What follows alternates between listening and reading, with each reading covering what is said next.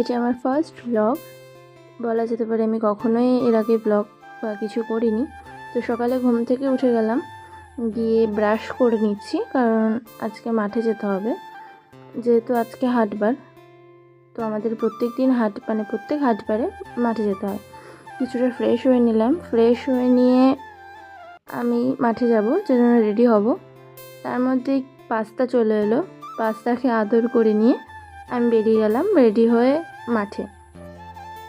তো মাঠে যেতে যেতে কিছুটা ভিডিও শ্যুট করে নিলাম, কারণ আমি তো কখনো ব্লগ করিনি বা কিছু জানিও না প্রথম কীভাবে কী করতে হয়।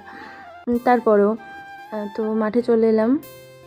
মাঠে এসে এদিকে অলরেডি মা, দাদা, বাবা সবাই আমাদের পটল ক্ষেত রয়েছে, তো পটল ক্ষেতে পটল তোলা শুরু করে দিয়েছে। আমি একটু আসতে লেট হয়ে গেছিলাম যদিও, তো কিছু করার নেই। এখন পটল তুলবো, তোলা হয়ে গেলে তারপর সেটাকে হাটে নিয়ে যাওয়া হয়, তারপর ওটাকে বিক্রি করে দেন কমপ্লিট। তো আমিও লেগে পড়লাম পটল তুলতে। আমি তুলতে তুলতে বাকিদের প্রায় হয়ে গেছিলো, কারণ আমি তো একটু লেটে গিয়েছিলাম।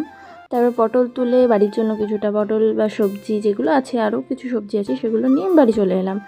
তারপর এখানেই আমার এর নাম এখনও দেওয়া হয়নি ঠিক করে, ওকে আমি খাওয়াচ্ছি। যে পাখিটা আমি মাঠ থেকেই ওকে পেয়েছিলাম, কারণ ঝড়ে নিচে পড়ে গেছিলো। তারপর ওকে আমি নিয়ে বাড়ি এসে ওকে খাইয়ে তারপর পালক গজিয়েছে, কারণ তখন ওর গায়ে কোনো পালক ছিল না, পুরো একদম স্কিনগুলো দেখা যেত।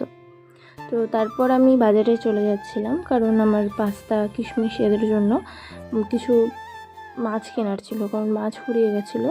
আর এদিকে বাজারে তখনও ভিড়, তখন 10:30 প্রায় বাজে।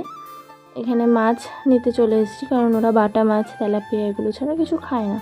ওদের জন্য মাছ নিয়ে আমি কিছুটা চিকেন নিয়ে আমাদের জন্য বাড়ি চলে এসেছি। তারপরে স্নান করে নিলাম।